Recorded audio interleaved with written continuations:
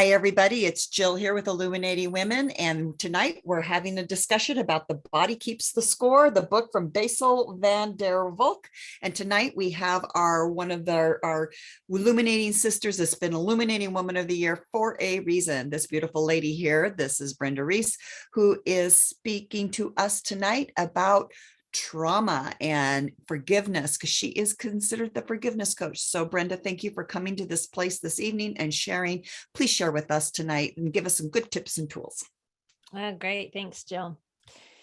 So when the topic of trauma, I have been looking at trauma for the last year, especially because I was realizing that I had been put into more trauma, through COVID, through what we were going through. That was a shocker, right? And so a lot of us were triggered, and a lot of people came to me with that trigger. It's like, I can't feel anything. And it was like, how do I even get in touch with my feelings? I don't know how. And that's part of the forgiveness work, is being able to get in touch with the feelings, but you can't start there. First, you have to create the awareness around what's going on. What do you notice that's different? And that's where I had to start. And that's what I started to do, is noticing that I'm not able to think right? I couldn't make the decisions. What I usually could put together really quickly, I wasn't able to. I was having a hard time making a decision. I was noticing that I was numb, that I was almost robotic. And so I started noticing these things and for myself. And it was like, oh, there it is. This is familiar. And I've already gone through therapy in the past for traumas that happened in my own life. And so from different kind of abuses. So what I learned was there's different types of trauma, and there's different ways to handle it or to work with it. One of them was the EMDR that I went through, the hypnotherapy, like our wonderful Dr. Anna does, is so helpful. And so I had gone through those treatments, but what I also became aware of was that I also needed to get into my body. And that's what I help the people with too, is how do I get back into my body so I can even make sense? Because sometimes it's hard to even be aware of what's going on when we're not present. And so, but first, what happens is we get to be aware either by noticing ourselves that I'm not doing the normal behavior, or I'm feeling anxious, I'm feeling angry. And that's what mine was. I got triggered to the point I was so angry. Anger was my go-to. I got angry. And it's like, oh, so then I could notice, oh, I'm angry. Now in my own work, it's what am I angry about? And if anybody has any question about whether, you're experiencing trauma or not, it's interesting because it affects us differently, like the fight, flight, freeze. And there's also that numbing and disassociation. And I tell this story.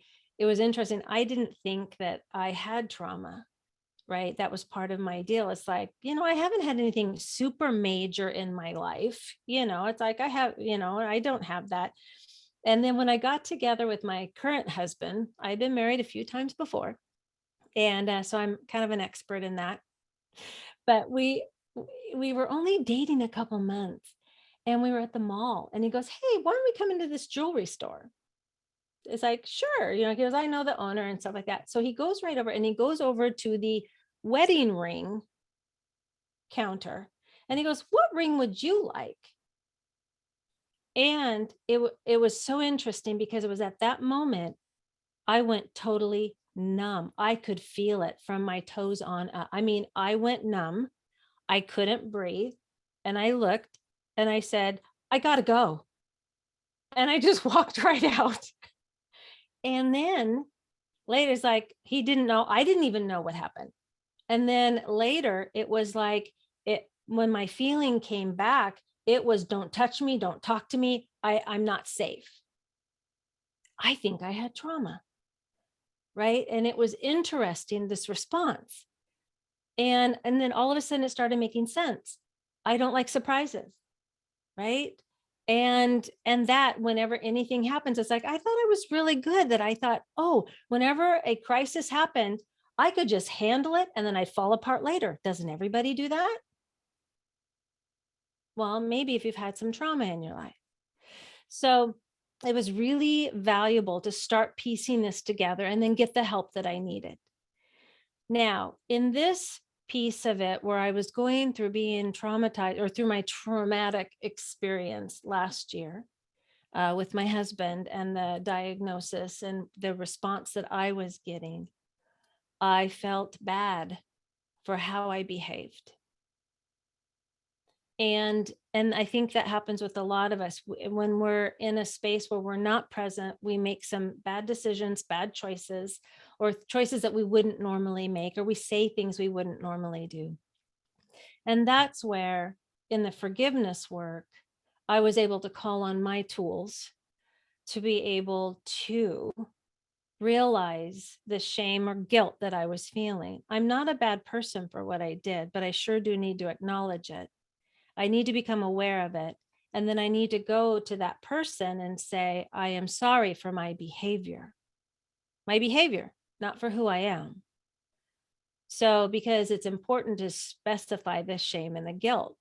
The guilt is if I have intentionally done something to hurt someone, and I didn't intentionally do that, but I had hurt him with some things that I had said. So I got to apologize and ask for forgiveness. But the most important piece was forgiving myself. And that's where I really wanted to go tonight, because forgiving ourselves for things in our lives, for when we look back, because what happened was I started remembering things from my childhood that was familiar with this trauma pattern. And I somehow back then thought I should have been a better child. I should have done it differently. If only, if only, if only. Luckily, with the help of with professionals, that helped me, but also with my own inner child work, that helped immensely. And that's what I teach in the forgiveness work. It's not only about learning how to apologize or acceptance or awareness or taking responsibility. It's about loving ourselves to the best of our ability. And the way that we can do that is when we find that space, like what I did was like, this feeling is familiar. Where else have I felt that? How far back can I go? And then I started loving those parts of me. I started in meditation, bringing the inner child parts forward and loving on them. I wrote a letter to each of those parts of me. I also wrote a letter to the perpetrators, to my parents, to the sexual abusers. And I did this, letting it all come out. Now, some people, this is very triggering for, so don't do it alone. Get some help. Have somebody with you, a trusted friend or coach or therapist. But that's what really helped me, because I didn't send it. I didn't intend to send it. I got to do a burning. You can do any kind of ritual or any kind of letting go ceremony, but that was ideal for me. And then what I did on a few of the deeper ones, I rewrote what I would want to happen. And they talk about this in a lot of places. And this is what we do in the forgiveness work, is like, okay, now let's do the forgiveness on the childhood and the wounds that we had. But now, what is the life you desire? Right? We move forward. Well, in this case, it's like I can help my brain and my body and those parts of me that were traumatized by going back and changing that narrative of what, how could I have felt safe? Right? Ooh, when this person abused me, then my mom would come in and save me.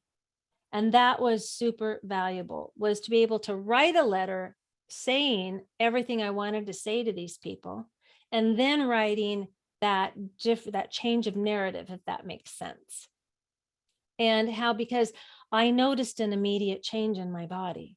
I noticed the parts of me, because there are parts of us, like I have, and I work with clients who do the same thing. But, as a grown woman, I would, when I got triggered, I went into a grocery store once and I couldn't find an item and I started to cry. You think that's an issue? It was like, what? But what it was that little girl in me that felt lost, that didn't have the mom to help me, and I had to figure it all out myself. And then I got in trouble for doing it wrong. So that was an experience that came up for me so that I could address it. But I didn't realize it totally at that time until I could get some help. So there's these things that happen that we think are kind of weird or whatever, and we shove them back. Don't shove them back. Bring them forward and talk about them, because that's where you're going to get that help. And we don't have to hide anymore, ladies. We don't have to hide anything anymore.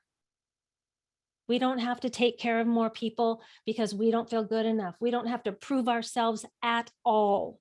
And that's what I learned from all of that trauma. I learned that I had to be quieter. I had to be smaller. I had to be invisible. I had to not cause waves. Well, shit, I'm causing waves now. Pardon my French. Because I'm worth it and you're worth it. And it took a while to get here, but I'm encouraging everybody that I can now to just take the time and take a look at those triggers, bring them forward, write out the letters if that resonates with you, create awareness, because then you have choice. Then you have a choice. I didn't have a choice before, but now I do. And so do you. So I hope that was helpful.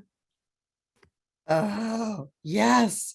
I'm going to pause the video so that we can ask some questions. I took a bunch of notes here while you were talking, because that was extremely powerful. And I'll share when we stop the video a little bit about me going into my own childhood because of working with you and things I've done with you. And this is why you're so valuable. But about that letting go and having a little ceremony or ritual around that is so powerful. If somebody wants to get a hold of you, how can they do that?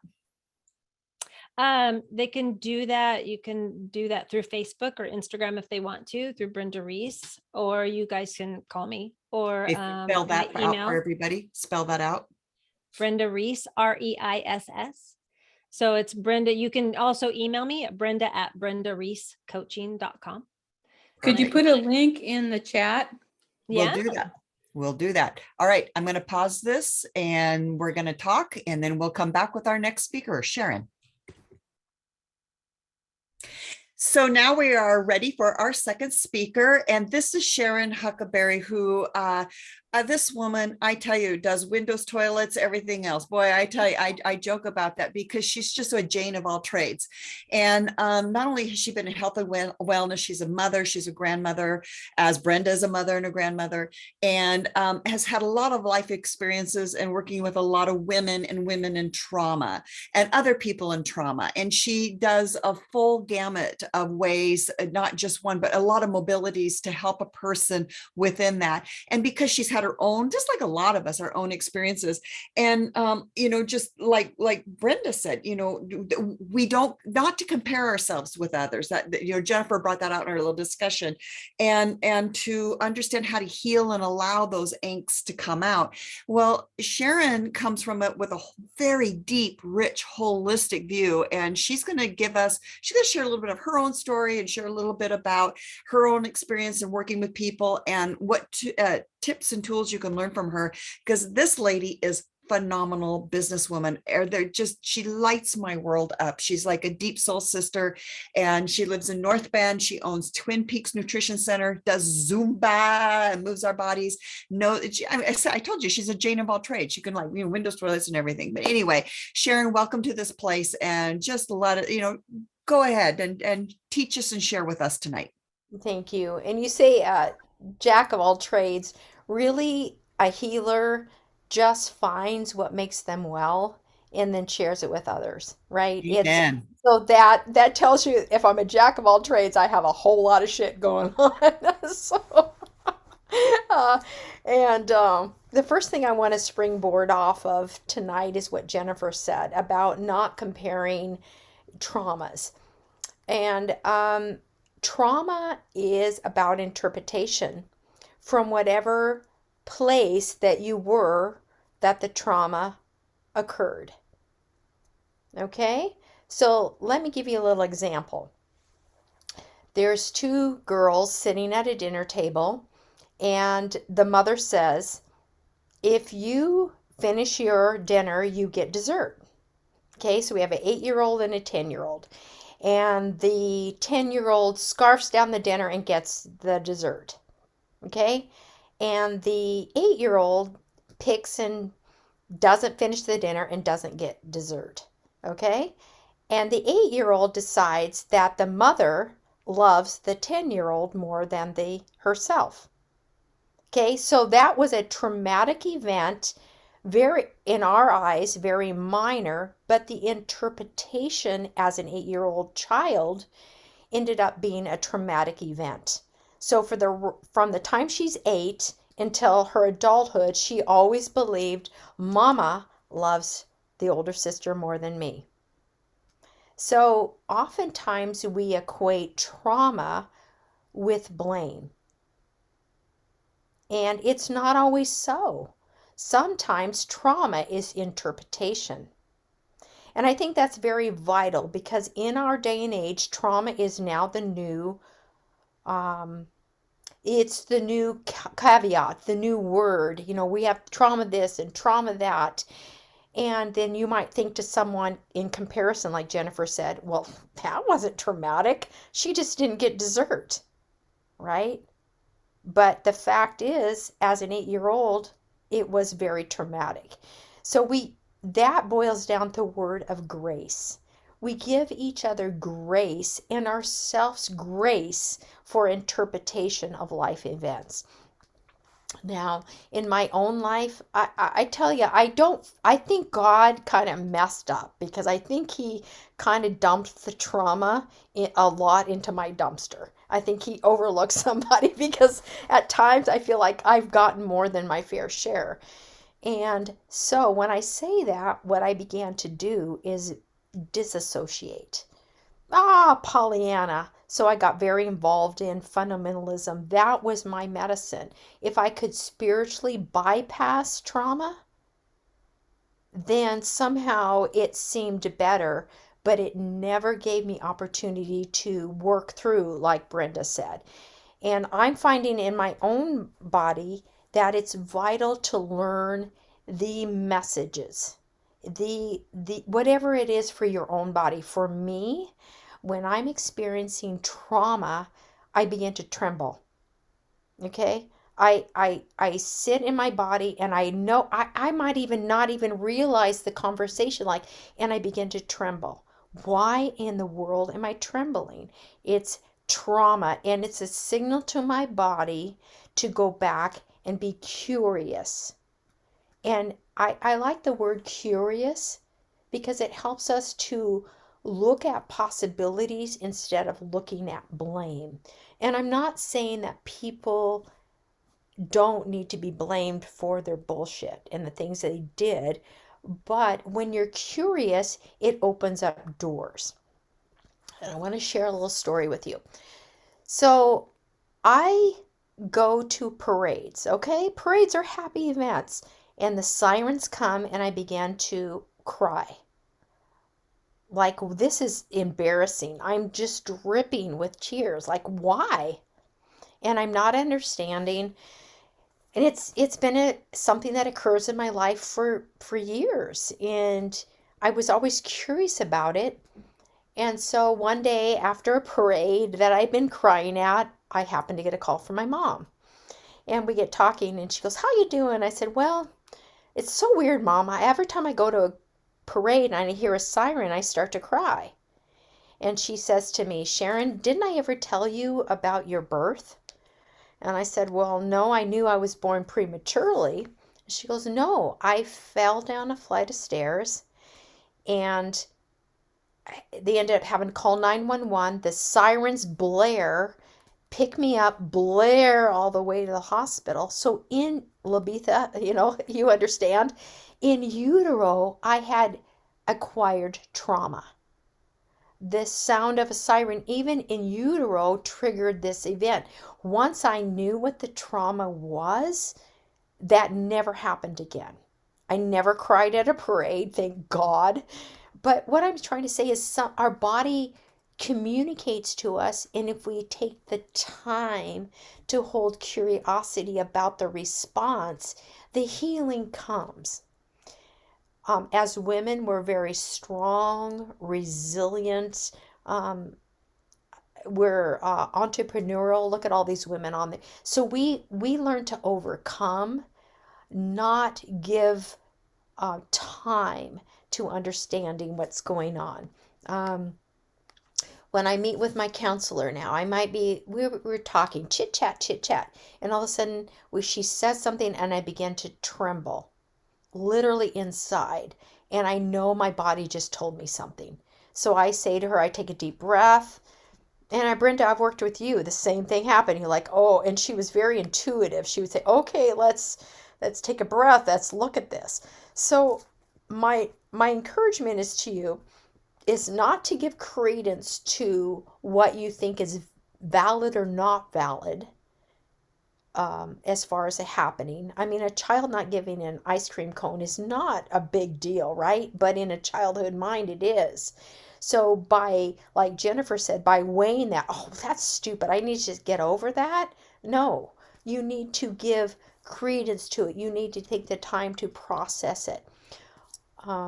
Another thing is oftentimes as a very determined woman, I saw trauma response as a weakness. And I beat myself up for it. Like, oh my God, you're ridiculous. You believe in God, you believe in Jesus, you're a spiritual, you're a mystic, whatever you want. And yet I still judged myself for the bodily response. Now I receive it as a gift. It is the Spirit, the universe, God, the Holy Spirit taking me to another level if I'm willing. And without judgment that it should be other than it is. Okay, so one of the judgments I have for myself is, Sharon, you're 62 years old. What the, why aren't you over this yet? And I now see it as a gift, a progressive gift of evolution spiritually. So there is a scripture that says we see through a glass dimly. And we do. We see dimly until we see fully. And whatever your religious affiliation is, we all are seeking to see more clearly. And that is spiritual evolution. So if we can begin to translate, believe that every insight is another layer of evolution to our higher selves, whatever that may be. And so I've been learning that through trauma, going through, like Brenda said, going through the diagnosis of my husband. I was angry, and I also was frustrated because he would say things and do things and I didn't understand. And so then the next layer was forgiveness for myself and beginning to come back into alignment with who I want to be. And trauma reveals that, right? So a traumatic response to my husband forgetting something may be frustration and anger, but it's not in alignment with who I want to be as a person. So to be able to go back to that person, whether they comprehend it or not, and say, I want to apologize for the way I responded. That's not in alignment with who I want to be. Trauma reveals the misalignment. And if we can see that and begin to not beat ourselves up but begin to realize it's a spotlight in it, because your intention is within yourself and who you want to be. So trauma is the gift that gets to show you how you're in alignment with yourself. So that I can go back to my husband instead of groveling, oh, I'm so sorry, I was such a bitch. It's, you know what, I want to apologize. I was out of alignment with who I want to be as a person. And it makes it so much, because trauma invokes the deepest shadow side of ourselves. It makes us realize the very ugly pieces of ourselves that we don't think exist. And I always, I want to be, I'm happy and I'm positive, and yet being in a traumatic situation showed me that I can be a very mean person. That doesn't feel very good to me. That's not who I want to be, but it showed me that. It showed me that I talk about tolerance and non-judgmentalness, and yet trauma triggers the most judgmental, meanest parts of me. And I'm thinking, it shows me how I'm a hypocrite. and not in a bad way, in a very loving, beautiful way.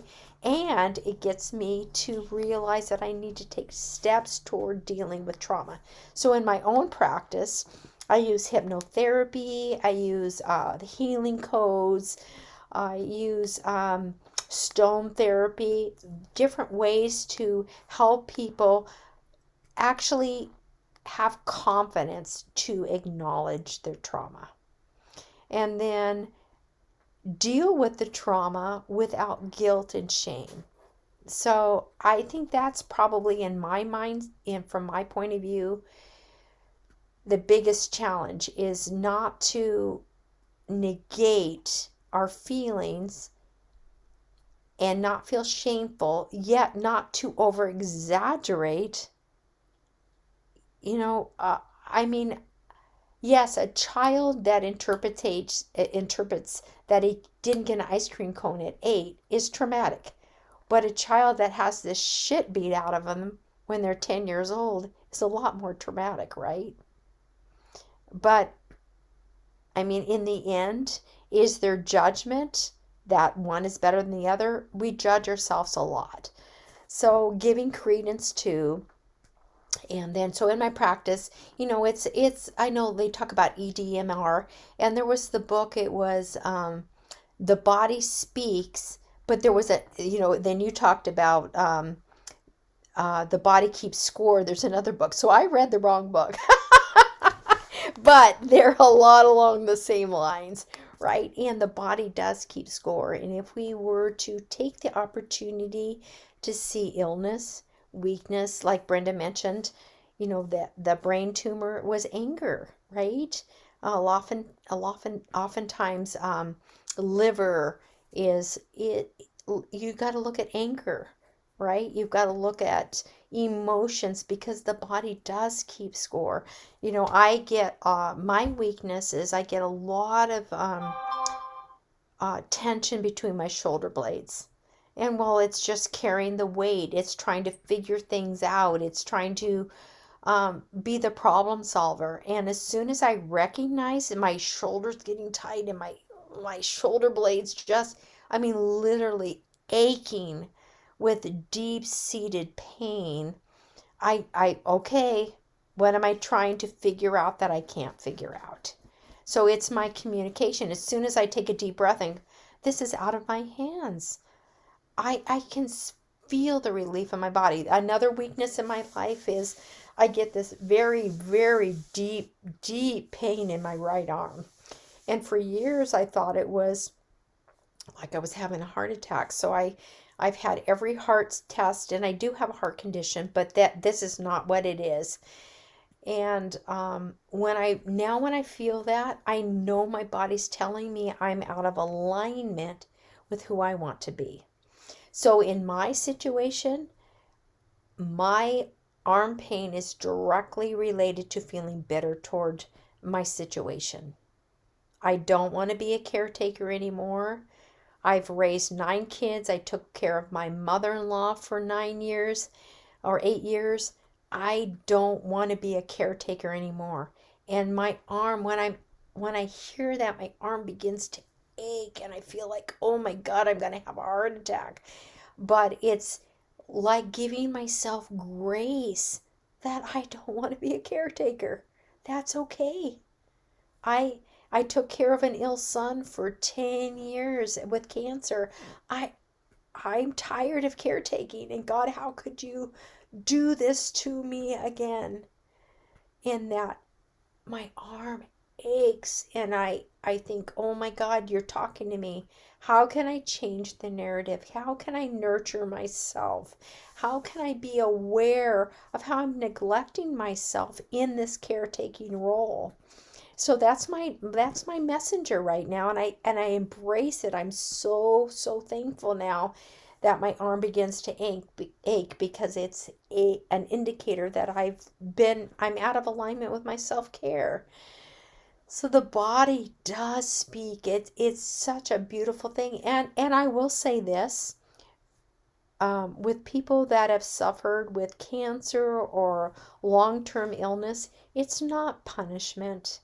It's not God saying, "Oh, you're a bad girl. I'm going to give you traumatic brain injury," or "You're a bad girl. You're going to get cancer." It's it happened in the human condition.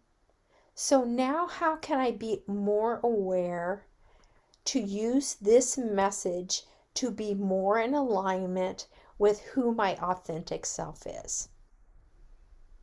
Okay? Oh, Sharon.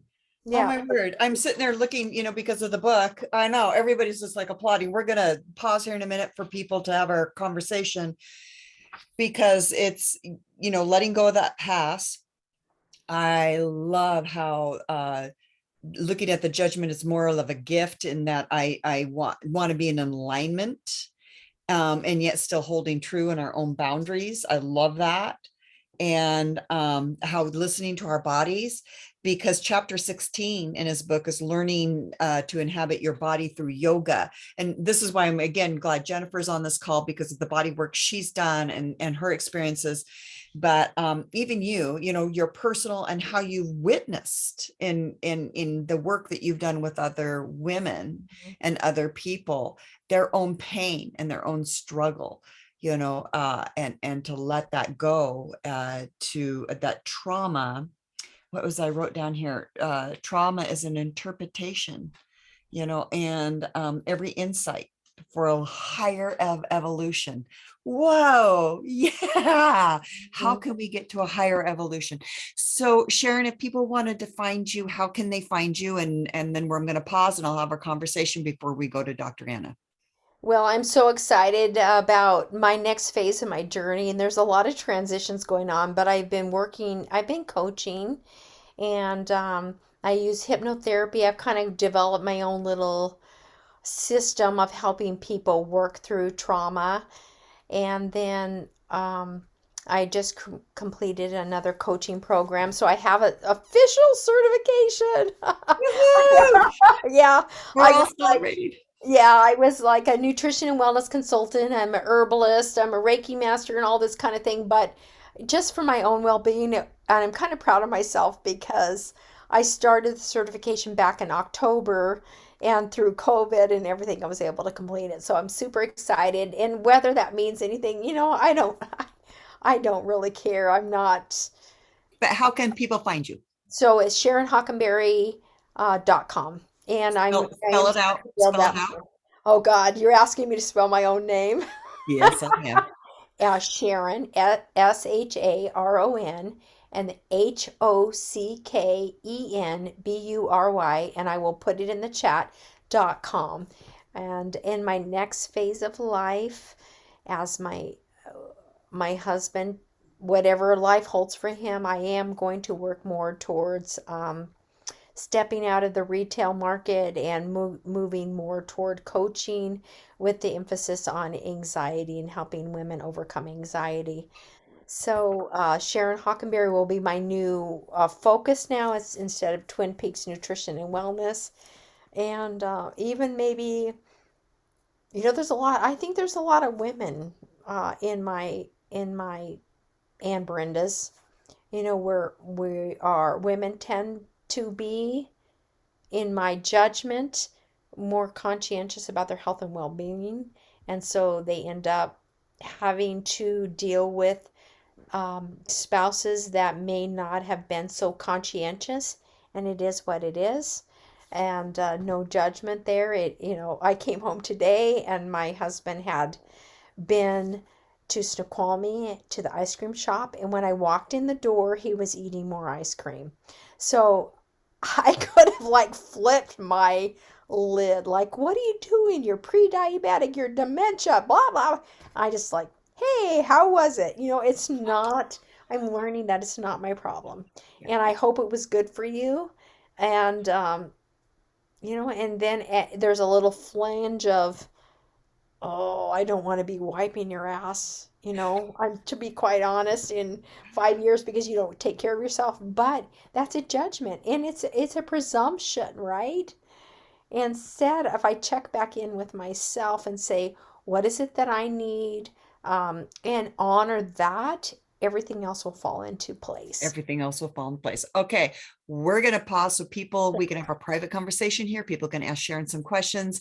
You know how to reach her, and stay tuned because now that we'll end with some really amazing stuff from Dr. Anna. All right, Sharon, thank you. Okay, so now we've had our other discussion. I almost regret I didn't push record when Jennifer, who has worked with people, she said so many powerful things. I may have to just do a recording with her because this gal is excellent too. So I hope you've enjoyed our two other speakers who have talked their own stories and gave you some tips and tools about trauma and how trauma affects the body and some things that we can do. In the book, that again, I thank you to Christine, who brought me my attention to this, and other women who were sharing with me their own stories and looking for ways that can help them through the trauma. I got through this and it was like, oh my word, I have to have Anna come in here and talk, because it's all about the mindfulness, neuroscience. And this woman rocks our world. She's walked into Illuminating Women, and she's worked through her stuttering issues, and she's gone on to study and continue to find ways in which to support people. And I have personal experience. I've hired her. She was a game changer for me in grad school. And I don't care what you got going on, you need to know Dr. Anna. Follow her on Facebook. And without further ado, because we are a little past due our time, she's going to not only share a few things, but she's going to run us through an exercise. So Dr. Anna, because we're going to end with such a beautiful thing with you, I'd like you to first, when you just say a few things about who you are, so people who are seeing this recording knows, tell them how they can find you, because I know you're going to end us in this beautiful way. And that's when I'm going to end the recording, so that anybody who's watching this can just feel that beautiful energy. So Dr. Anna, thank you so much. Welcome to this, to Illuminating Women, and all your support. Please just share a few things about you and tell us how we can find you, and then take us through your presentation. Thank you, Jill. As you can notice, I speak with a tiny bit of an accent. It's because I am from Seattle. Well, actually, I came from Russia. And I grew up in the Soviet Union. Life was very difficult. And I grew up in a house filled with books. Like, books were everywhere. And I loved kind of climbing bookshelves and reading. At the age of 6, my life just changed. My mom and dad got divorced. My mom was a single but very ambitious person, and she needed to work.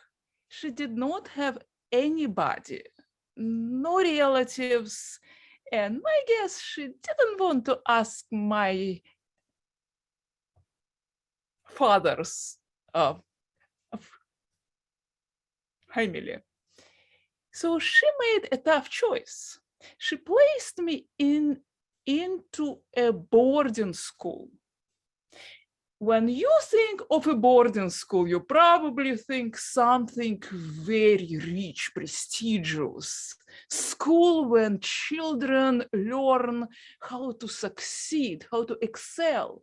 Well, this was a very different school. It was a school sponsored by Soviet government, and it was for parents who could not take care of children. In Russia, it typically meant they were drinking way too much. We do it a lot. And if you imagine Anna, naive,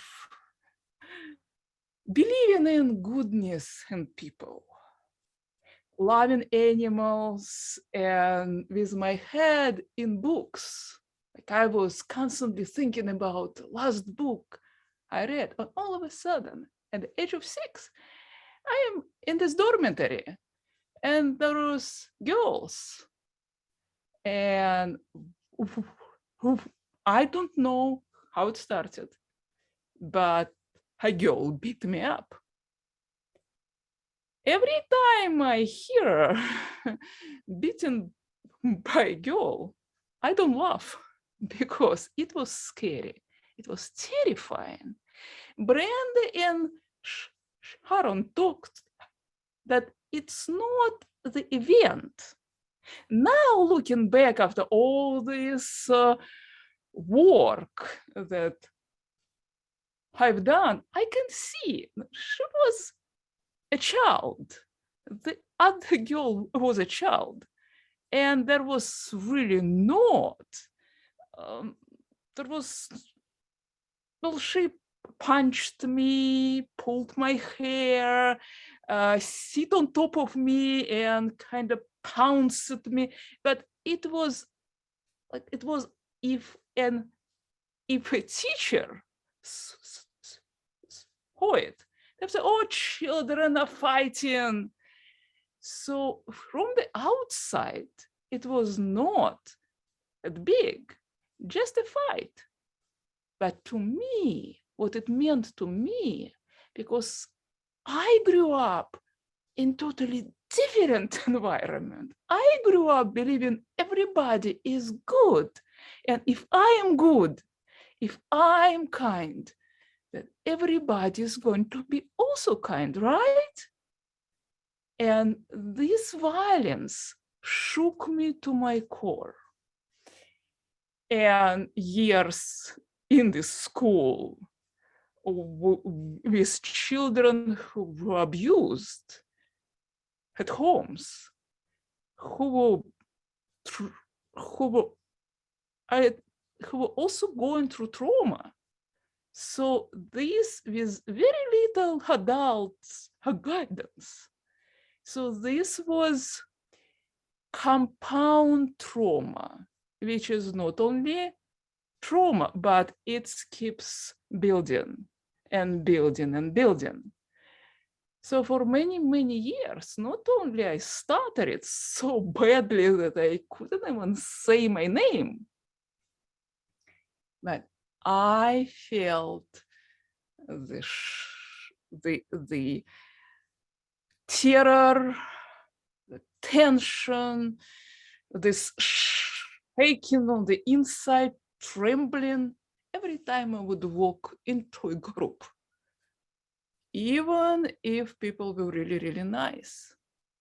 To me, every time I would stood and preparing myself to enter, because I knew that I will have to speak, I will have to communicate, and it was terrifying. I had to push myself. So I learned really well to become numb, to numb myself and put a mask.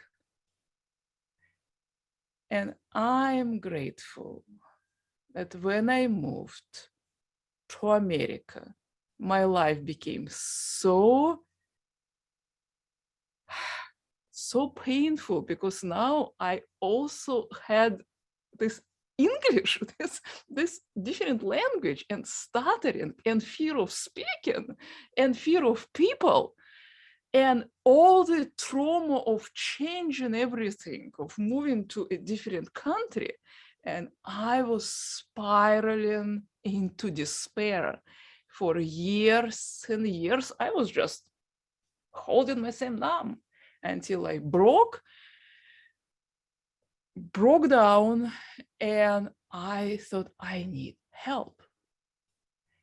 And since when I was a child, I went through all kind of therapy, through all different kinds. I thought, what else is there? Because I didn't want to see it for years and talk. I was sick and tired of it. I said, no, I want something different. I want something faster. So I found this neuro-linguistic programming, and I fell in love. How we can move pictures and play with memories. And then I wanted to know more hypnosis. I started exploring it, and I was mesmerizing how fast it worked, because my trauma was layered, because there was so much of it. I was not a poster girl. I did not just have one session and done. So I had to learn how it works. I had to dig deeper and deeper and deeper. And then I thought, I will learn it. I will learn it because I know it works, but I need to know how to do it so I could work on myself. And just like Brenda and Sharon,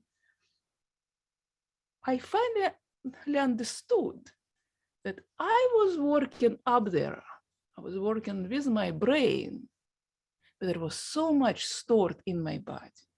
So I went to Thailand. And I sat in a dark room for a week.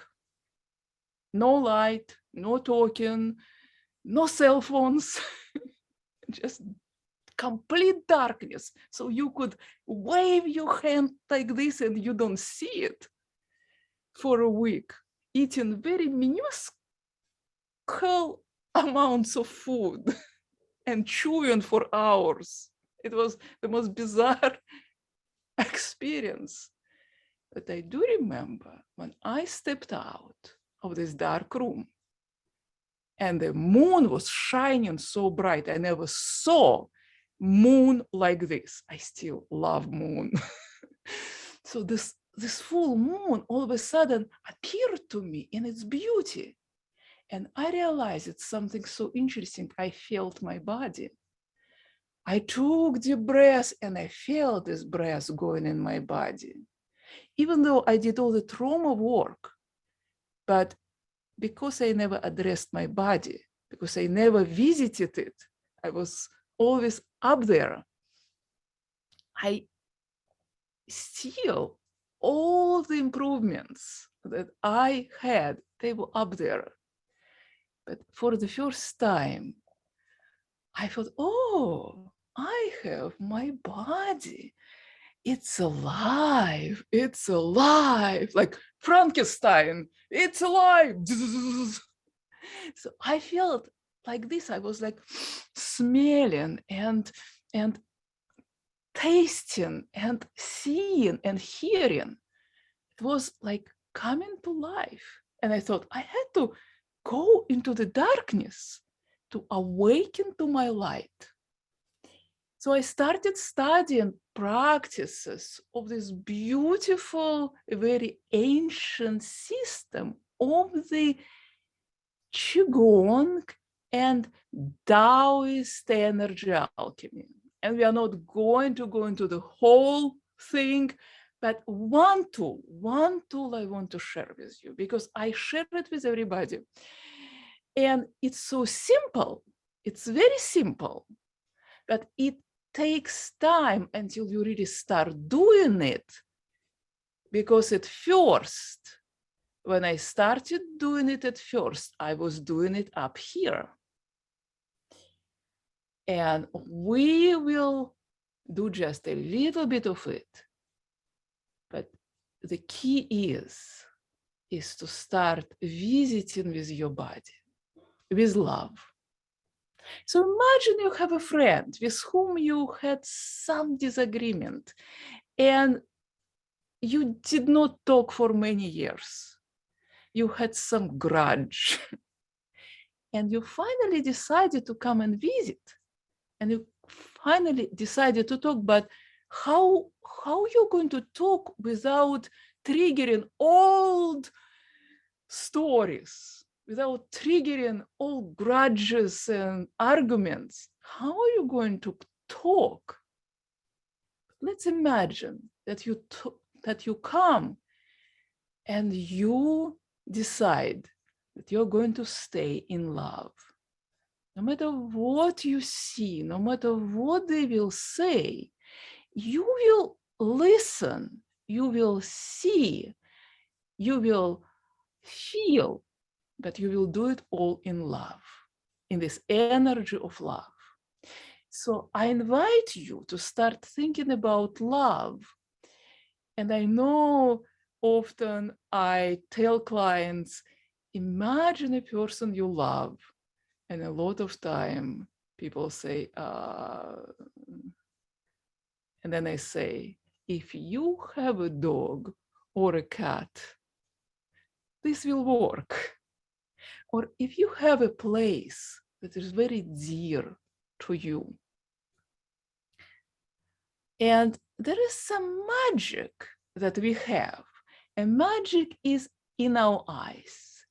And I know we all want to see each other, but let's just pretend that when we close our eyes, they become so soft and so relaxed, you don't want them to open.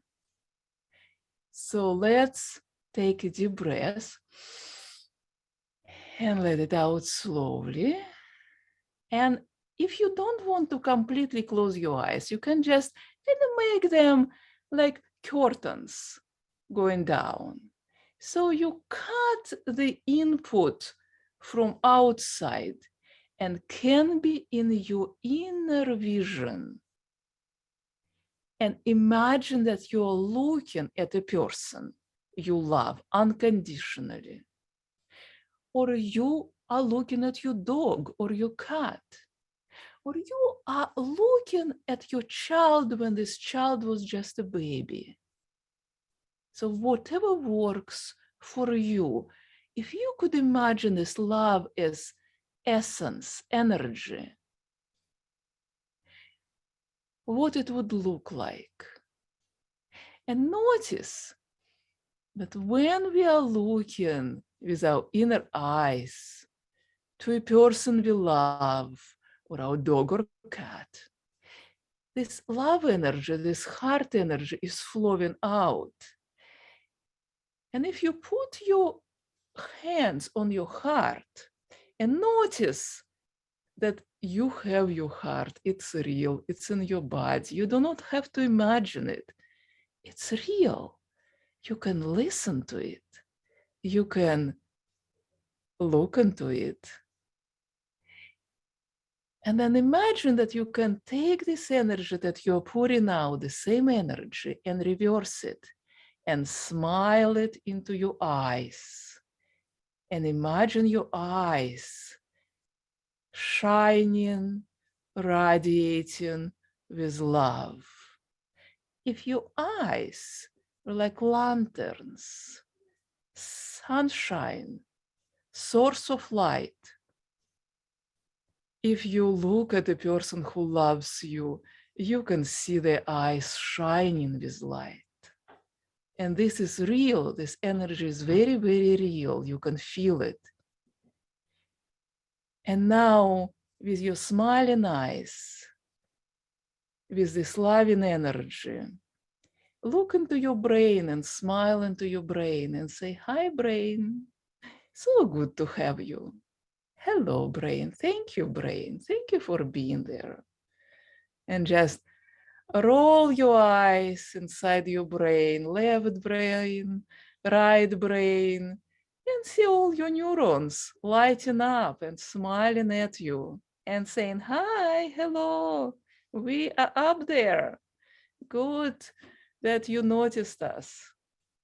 And then take your brain and take your eyes and take your smile and look into your heart. And as you hold your hands over your heart, look into your heart, think into your heart, feel into your heart, and take your ears and put them in your heart and listen into your heart and breathe into your heart and shine this light of love in your heart.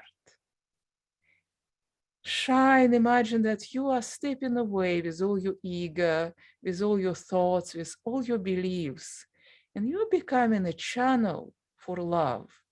Love is your birthright. Love is your magic.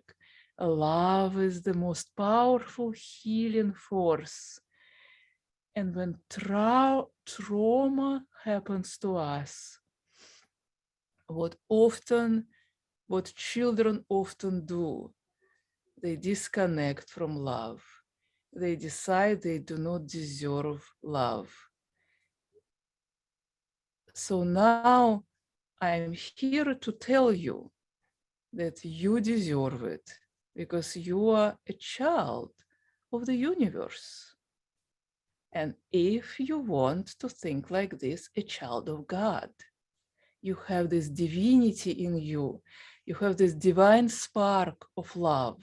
And every time you feel love, you connect to the divinity in you. So take a deep breath and open your eyes and look at each other and notice the glow. Notice that each and every one of you has this light. You are it. You are love embodied. Thank you all. I love that. That was what I visioned for tonight. And I'm seeing the hearts and I'm seeing everybody. Thank you, Dr. Anna. Thank you, thank you, thank you for ending us with love and to pour that love inside of us. So I'm going to stop this video. We're done and we're about ready to end tonight. We're a little over, but thank you everybody for staying on. And we'll just finish off here, ladies. I'm going to stop the video and thank you, Dr. Anna. Quickly, Dr. Anna, how can we find you? Go to annamargolina.com. Spell it. Oh, don't ask me to spell. But Just in I the can chat. put it in the chat. annamargolina.com. Okay. And you can contact me. Yes. And oh, thank you so much, Jennifer, for putting that out. All right. Thank you. Thank you, Dr. Anna. That was fabulous. All right, ladies, we're going to end in a minute, but I'm going to stop the video. So thank you, Dr. Anna. Thank you. Well, I